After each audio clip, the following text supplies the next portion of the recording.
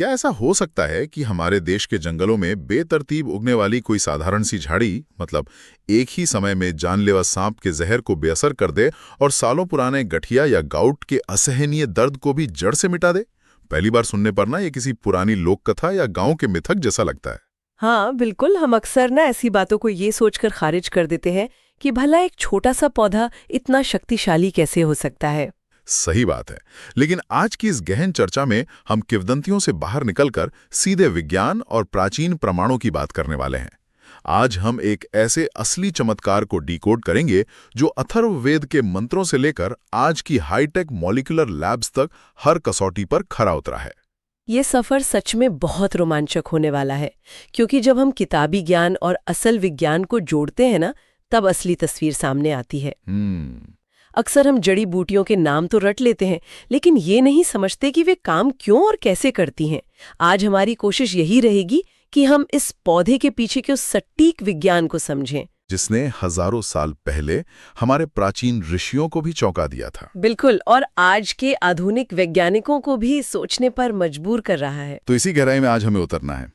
हमारे आज के अध्ययन का केंद्र है एक बेहद प्रभावशाली जड़ी बूटी जिसे आयुर्वेद में कृष्णपर्णी कहा जाता है। हाँ, जिसे वैज्ञानिक जगत यूरेरिया पिक्टा के नाम से जानता है। यूरेरिया पिक्टा। अब किसी भी बीमारी या उसके इलाज पर बात करने से पहले उस रक्षक पौधे को पहचानना सबसे जरूरी है। अगर कोई जंगल में इसे ढूंढना चाहे तो आखिर ये पौधा दिखता कैसा, मतलब इसका प्राकृतिक ठिकाना कहाँ है? इसके ना कई स्थानीय और शास्त्रीय नाम है। इसे कृष्णपर्णी, कलशी, धावनी और सिंहपुच्छी जैसे नामों से पुकारा जाता है। आम बोलचाल में, खासकर हिंदी पट्टी में, लोग इसे पिठवन या धाभन भी कहते हैं। पिठवन? अच्छा। हाँ। और अगर हम इसके स्वरूप की बात करें तो ये कोई विशाल पेड़ नहीं है, ये बस एक छोटे से मध्यम आकार की झाड़ी है। कहाँ मिलती है ये? भौगोलिक रूप से ये बहुत सुलभ है। भारत के उष्णकटिबंधीय वनों में ये प्रचुर मात्रा में पाई जाती है, जैसे उत्तर प्रदेश, मध्य प्रदेश, बिहार, झारखंड, तमिलनाडु और केरल के जंगलों में। अरे वाह, मतलब काफी जगह है। जी। इसके अलावा ये नेपाल, श्रीलंका और म्यांमार में भी लगभग 1500 मीटर की ऊंचाई तक आसानी से मिल जाती है। लेकिन जंगल में तो मतलब हजारों तरह की झाड़ियां होती है ना? इतने सारे हरे पत्तों के बीच एक आम इंसान इसे कैसे पहचानेगा? हाँ, ये एक बड़ा सवाल है। हमारे शोध में इसकी एक बहुत ही दिलचस्प पहचान बताई गई है। इसके पत्तों पर कुछ खास धब्बेदार या चितकबरे निशान होते हैं। इसके अलावा इसमें सफेद गुलाबी फूलों के सुंदर गुच्छे लगते हैं और इसकी फलियां थोड़ी चिपचिपी होती हैं। और इसकी जड़ें काफी मोटी होती हैं। हाँ, मुझे तो ये ऐसा लगता है जैसे प्रकृति ने इसके पत्तों पर धब्बे बनाकर एक बारकोड छाप दिया है। बारकोड? हाँ, जैसे प्रकृति खुद कह रही हो कि ध्यान से देखो, इसे पहचानने में कोई गलती मत करना। वो बहुत सटीक है। असल में इसका नाम ही इसकी पहचान से जुड़ा है। संस्कृत में पृश्नी शब्द का अर्थ ही होता है चितकबरा या धब्बेदार। अच्छा? हाँ, और पर्णी का मतलब है पत्ते, यानी जिसके पत्तों पर चित्र बने हो वही पृश्निपर्णी या चित्रपर्णी है। प्राचीन आचार्यों ने इसका नामकरण ही इस तरह किया था ताकि आने वाली पीढ़ियों को इसे पहचानने में कोई भ्रम ना हो। क्या बात है। अब जब हम इस बारकोड वाले पौधे को पहचान गए तो हमें इतिहास के पन्नों में थोड़ा पीछे चलना चाहिए। बिल्कुल। यह देखना बहुत दिलचस्प है कि सबसे पहले इस पौधे का उल्लेख कहाँ मिलता है। हमारे स्रोतों के अनुसार सबसे प्राचीन संदर्भ सीधे अथर्ववेद से आता है, जो कि बहुत ही प्रामाणिक स्रोत है। हाँ, अथर्ववेद के कांड 8 सूक्त 7 में, जिसे समस्त औषधियों का महासूक्त कहा जाता है, एक बहुत ही स्पष्ट श्लोक है। श्लोक है, पृश्निपर्णी पृश्नि बीजा वर्णिनी विषनाशिनी दशमूले द्वितीय सा ज्वरहंत्री बलप्रदा। बहुत सुंदर श्लोक है। इसका जो अर्थ बताया गया है वो ये है कि चितकबरे बीजों वाली ये औषधि रंग कारक है और विषनाशक है। दशमूल में इसका दूसरा स्थान है और ये बुखार को हरने वाली तथा शरीर को बल देने वाली है। इसके अलावा उसी सूक्त के एक और श्लोक में यह भी स्पष्ट किया गया है कि इसके फल और जड़ विशेष रूप से बुखार और विष का नाश करने में परम श्रेष्ठ हैं। विष का नाश करने में? हाँ, और सबसे अहम बात, ये वात, पित्त और कफ यानी त्रिदोष तीनों को शांत करती है, जो कि आयुर्वेद में बहुत बड़ी बात है। बिल्कुल। किसी भी औषधि का त्रिदोष शामक होना उसे एक बहुत ही ऊंचे दर्जे पर ले जाता है। पर यहाँ ना मुझे एक बात थोड़ी खटक रही है। क्या? इस श्लोक में इसे विषनाशिनी कहा गया है। विषनाशिनी मतलब जो हर तरह के जहर को काट सके। क्या ये सिर्फ एक तरह का काव्यात्मक महिमा मंडन या प्राचीन लोक कथा नहीं है? आप ऐसा क्यों सोच रहे हैं? मतलब एक झाड़ी का पत्ता घिसने से जानलेवा सांप का जहर कैसे उतर सकता है? ये सुनने में थोड़ा सा अव्यावहारिक लगता है। यह संदेह होना बहुत स्वाभाविक है। जब हम विषनाशिनी सुनते हैं तो हमें लगता है कि ये कोई जादुई छड़ी होगी। हाँ, वही तो। लेकिन अथर्ववेद का यह दावा कोई अंधविश्वास नहीं है, बल्कि इसके पीछे बहुत ही गहरा सेल्यूलर साइंस है। सच में? जी, हालांकि मैं जहर वाले रहस्य पर से पर्दा थोड़ी देर बाद हटाऊंगी। जब हम आधुनिक विज्ञान के शोध पर बात करेंगे तब ये पूरी तरह से साफ हो जाएगा। ठीक है, तब तक के लिए सवाल को हम थोड़ा होल्ड पर रखते हैं। लेकिन इसी श्लोक में ना एक और शब्द आया है, दशमूल द्वितीय। हाँ, दशमूल। आयुर्वेद में दशमूल यानी 10 महान जड़ों का जो समूह है वो तो बहुत प्रसिद्ध है। अगर प्रश्निपर्णी को इसमें दूसरा स्थान दिया गया है तो क्या इसका मतलब ये है कि ये शालपर्णी जैसी पहली जड़ी बूटी का कोई बैकअप या विकल्प है? बैकअप से आपका क्या मतलब है? जैसे अगर मुख्य खिलाड़ी ना मिले तो इसे इस्तेमाल कर लो। अरे नहीं नहीं, यहाँ द्वितीय का मतलब विकल्प या सब्स्टिट्यूट बिल्कुल नहीं है। अच्छा, तो फिर क्या है? दशमूल आयुर्वेद के 10 सबसे शक्तिशाली पौधों का एक अखंड समूह है, जो शरीर की सूजन और वात रोगों को दूर करने का सबसे बड़ा अस्त्र है। इसमें शालपर्णी पहला और प्रश्निपर्णी दूसरा अनिवार्य स्तंभ है। मतलब इसके बिना काम नहीं चलेगा? बिल्कुल, इसके बिना दशमूल का पूरा फॉर्मूला ही काम नहीं करेगा। ये कोई एक्स्ट्रा खिलाड़ी नहीं है, बल्कि ये उस महाऔषधि समूह की कोर टीम का हिस्सा है। समझ गया। मतलब ये कोई साइड किक नहीं बल्कि खुद एक सुपर हीरो है। एकदम सही कहा आपने। तो हमने देखा कि अथर्ववेद इसे सांप के जहर जैसी आपातकालीन स्थितियों और तेज बुखार में इस्तेमाल कर रहा है। लेकिन क्या प्राचीन वैद्य इसे हमारी आज की जीवन शैली की पुरानी बीमारियों के लिए भी इस्तेमाल करते थे? हाँ, बिल्कुल करते थे। अगर हम महर्षि चरक के क्लिनिक में जाएं तो वहां इसका क्या उपयोग मिलता है? चरक संहिता में इस पौधे का एक बहुत ही शानदार उपयोग बताया गया है, और वो भी एक ऐसी बीमारी के लिए जिसे आज हम गाउट कहते हैं। गाउट? बाप रे। हाँ, आयुर्वेद में इसे वात रक्त कहा जाता है। चरक संहिता के चिकित्सा स्थान में श्लोक है, वात रक्ते महाघोरे प्रश्निपर्णी प्रशस्यते। इसका क्या अर्थ हुआ? इसका सीधा सा अर्थ है कि भयंकर गाउट या वात रक्त में प्रश्निपर्णी की सबसे ज्यादा प्रशंसा की जाती है। अच्छा। महर्षि चरक का निर्देश था कि वैद्य को गाउट के मरीज को हमेशा इसका काढ़ा पिलाना चाहिए, क्योंकि ये रक्त को शुद्ध करने में सर्वश्रेष्ठ है। गाउट का दर्द सच में बहुत भयानक होता है। शरीर में यूरिक एसिड बढ़ जाता है, जोड़ों में खासकर पैरों के अंगूठे में छोटे छोटे क्रिस्टल जमा हो जाते हैं। हाँ, सूजन और दर्द बहुत भयंकर होता है। ऐसा लगता है जैसे खून के अंदर कांच के टुकड़े तैर रहे हों। तो अगर चरक इसे रक्त शुद्धि के लिए दे रहे हैं तो इसका मतलब प्रश्निपर्णी एक तरह से डीप क्लीनिंग ब्लड फिल्टर की तरह काम करती है ना? Blood filter? रुकिए, यहाँ मैं आपको थोड़ा सा सुधारना चाहूंगी। इसे एक फिल्टर कहना पूरी तरह से सही नहीं होगा। ऐसा क्यों? क्योंकि फिल्टर का काम होता है उस कचरे को साफ करना जो पहले से खून में मौजूद है। प्रश्निपर्णी उस तरह से काम नहीं करती। तो फिर ये काम कैसे करती है? अगर हम इसके मैकेनिज्म को समझें तो ये असल में शरीर के अंदर उस फैक्ट्री को ही बंद कर देती है जो ये यूरिक एसिड रूपी कचरा बना रही है। ये कचरा बनने की प्रक्रिया पर ही ब्रेक लगा देती है। ओह, तो ये डैमेज कंट्रोल नहीं कर रही है बल्कि समस्या को पैदा होने से ही रोक रही है। बिल्कुल। ये तो फिल्टर से कहीं ज्यादा बड़ा काम है। और महर्षि चरक ने सिर्फ इसके गुण नहीं बताए, बल्कि इसे इस्तेमाल करने की सटीक विधि भी समझाई। वो कैसे? उन्होंने काढ़ा बनाने का जो तरीका बताया वो आज के फार्माकोलॉजी के हिसाब से भी बहुत सटीक है। 2 चम्मच प्रश्निपर्णी की जड़ का चूर्ण लेना है, उसे 4 कप पानी में डालना है, फिर उसे धीमी आंच पर तब तक उबालना है जब तक वो पानी जलकर सिर्फ 1 कप न रह जाए। या एक्टिव कंपाउंड्स होते हैं, वे बहुत गहराई में बंद होते हैं। जब आप उसे पानी के साथ लगातार उबालते हैं तो वे अणु अपनी जगह छोड़कर पानी में घुल जाते हैं। या एक्टिव कंपाउंड्स को शरीर तक पहुंचाने का सबसे तेज और प्रभावी तरीका है। इसे छानकर सुबह शाम पीना होता है। बहुत खूब। इसके अलावा स्रोत बताते हैं कि चरक संहिता में इसे प्रसव के बाद मां का दूध बढ़ाने में भी अत्यंत उपयोगी माना गया है। जी, जिसे स्तन्यवर्धन कहते हैं। तो चरक के अनुसार तो ये रक्त शुद्धि और मेटाबॉलिज्म का मास्टर है। लेकिन अगर हम सर्जरी के जनक महर्षि सुश्रुत और ज्ञान के सूत्रधार वाग्भट की तरफ मुड़ें तो अष्टांग हृदयम और सुश्रुत संहिता में इसका क्या नजरिया मिलता है? अगर हम अष्टांग हृदयम की बात करें तो महर्षि वाग्भट ने इसके बाल रोगों में उपयोग पर बहुत जोर दिया है। बच्चों की बीमारियों में? हाँ, वे बताते हैं कि छोटे बच्चों के बुखार और शूल में इसका काढ़ा बहुत हितकर है। शूल यानी दर्द? हाँ, शूल यानी जो नवजात बच्चों में कॉलिक या पेट का भयंकर दर्द होता है, जिसमें बच्चा बिना रुके रोता रहता है। इसके साथ ही सांस और खांसी की बीमारियों में भी ये बहुत काम की चीज है। और सुश्रुत संहिता, क्योंकि वे तो सर्जरी और गंभीर आपातकालों के विशेषज्ञ माने जाते हैं। सुश्रुत संहिता कल्प स्थान में एक बहुत ही सख्त श्लोक मिलता है, सर्पदंशे विषय दारुणे पृश्निपर्णीम प्रयोजयेत, जिसका मतलब है यानी भयंकर सर्पदंश और जानलेवा विष में इसकी जड़ का रस तुरंत पीने के लिए दें। सुश्रुत इसे एक उत्तम विषनाशक मानते हैं। अच्छा।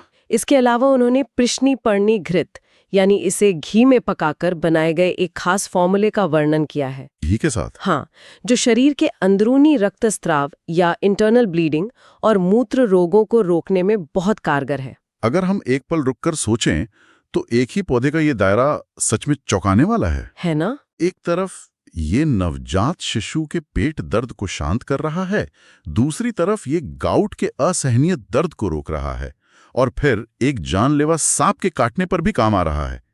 ये बहुमुखी प्रतिभा कैसे संभव है? यही आयुर्वेद की असली ताकत है। ये बीमारियों को अलग अलग नहीं देखता, बल्कि शरीर के सिस्टम को संतुलित करता है। लेकिन यहाँ ये समझना बहुत जरूरी है कि प्राचीन ग्रंथों के ये सिद्धांत बहुत गहरे हैं, पर आज के समय में क्लिनिकल प्रैक्टिस में इनका सटीक प्रयोग कैसे किया जाए? सही कहा। हमारी स्रोत सामग्री में इसके बहुत ही विस्तृत और वैज्ञानिक कॉम्बिनेशंस दिए गए हैं। तो चलिए इन कॉम्बिनेशन और प्रयोग विधियों को थोड़ा विस्तार से समझते हैं। बिल्कुल। स्रोत के अनुसार गाउट में पृश्निपर्णी के साथ गिलोय, त्रिफला और गुग्गुल मिलाने की बात कही गई है। ये यूरिक एसिड कम करने का 3 महीने का पूरा कोर्स है। अगर मैं इसका अंदाजा लगाऊं तो गिलोय इम्यूनिटी पर काम करती होगी, त्रिफला पेट साफ करता है और गुग्गुल सूजन कम करता है। क्या मैं सही दिशा में सोच रहा हूं? अब बिल्कुल सही दिशा में है।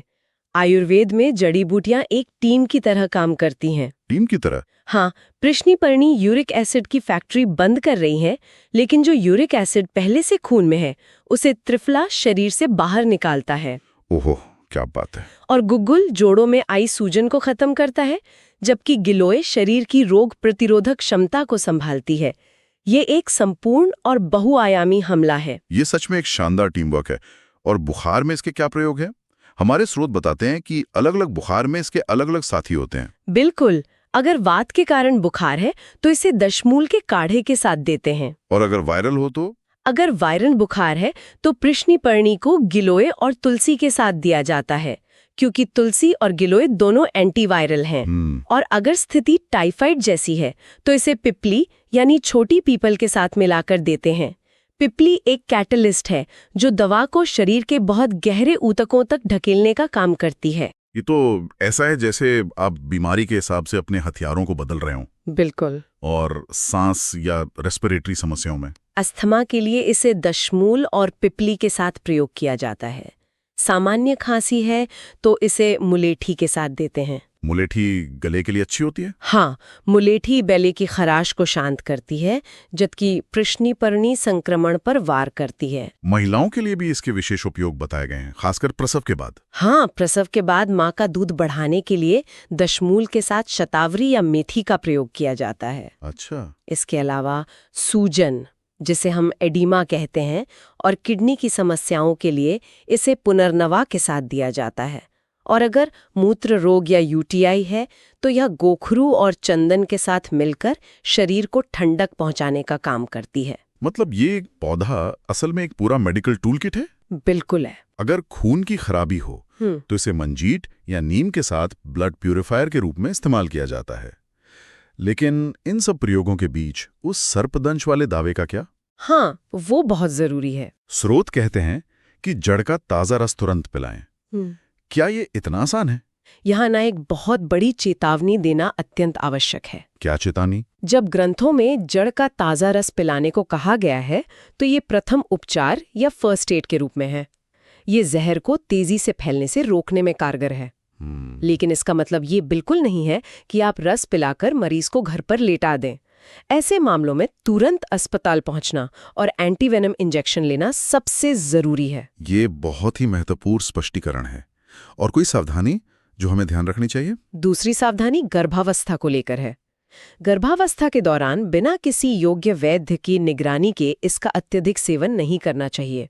इससे क्या नुकसान हो सकता है? ये पाचन तंत्र या गैस्ट्रोइंटेस्टाइनल समस्याएं पैदा कर सकता है। देखिए, कोई भी जड़ी बूटी कितनी भी प्राकृतिक क्यों ना हो, अगर वो इतनी ताकतवर है तो उसका इस्तेमाल समझदारी और विशेषज्ञ की सलाह से ही होना चाहिए। ये हुई ना बात।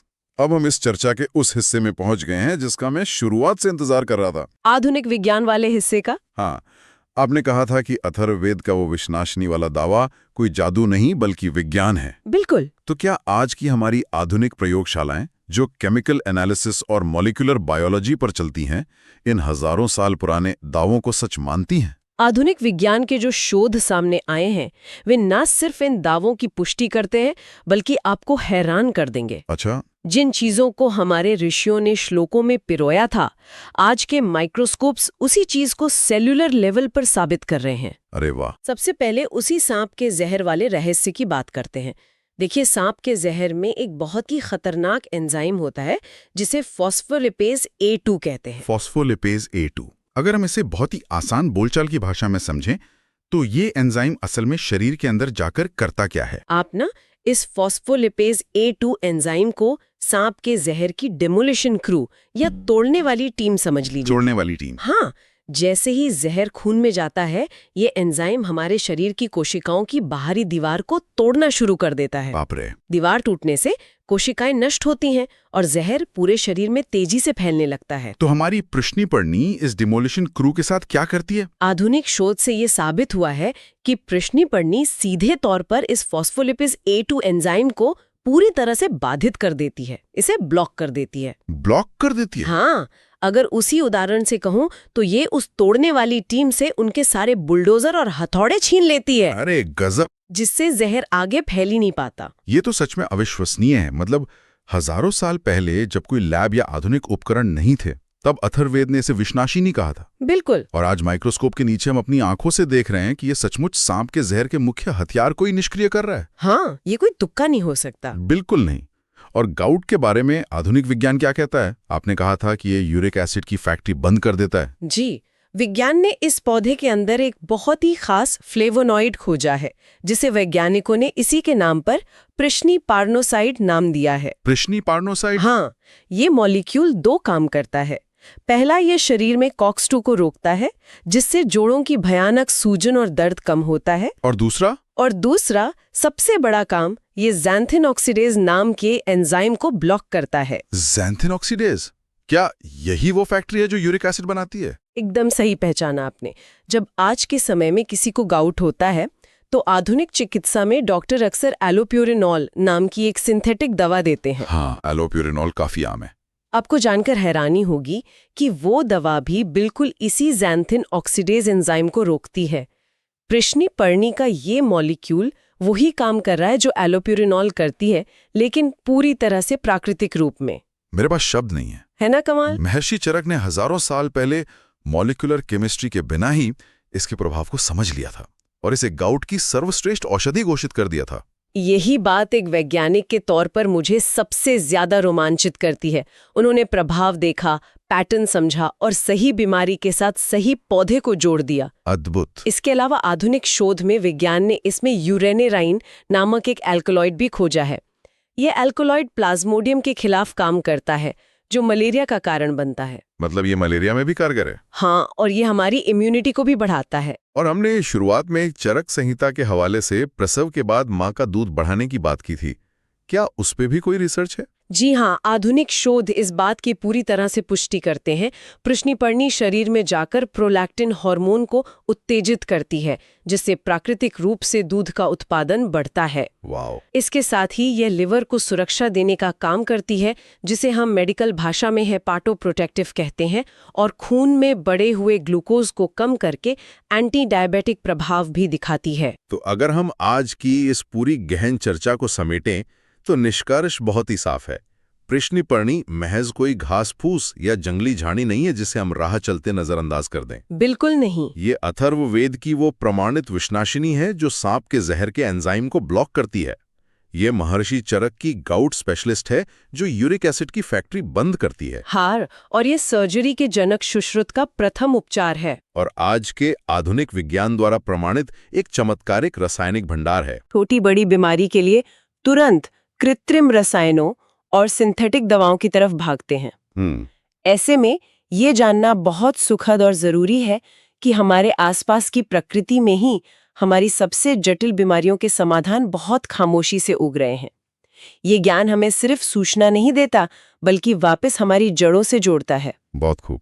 आज की इस चर्चा के बाद मुझे लगता है कि हम सभी का अपने आसपास के पेड़ों और जंगलों को देखने का नजरिया पूरी तरह से बदल जाएगा। मैं भी यही उम्मीद करती हूँ। अंत में हम सबके विचार करने के लिए मैं एक सवाल छोड़ना चाहूंगा। जरा सोचिए, यदि सिर्फ एक साधारण सा दिखने वाला पौधा जिसके पत्तों पर कुछ चितकबरे निशान हैं, अपने भीतर ऐसे जटिल अणु छुपाए रख सकता है जो एक ही समय में भयानक सांप के जहर को बेअसर कर दे और मानव मेटाबॉलिज्म को ठीक करके गाउट को मिटा दे, तो हमारे आसपास उगने वाली उन अनजान झाड़ियों में और कौन से अनदेखे चिकित्सा विज्ञान के चमत्कार हमारे खोजे जाने का इंतजार कर रहे हैं। सोचने वाली बात है। अगली बार जब आप जंगल में किसी चितकबरे पत्ते को देखें तो याद रखिएगा, शायद आप प्रकृति के किसी बहुत बड़े रहस्य को देख रहे हैं। इसी विचार के साथ आज की इस गहरी चर्चा को हम यहीं विराम देते हैं।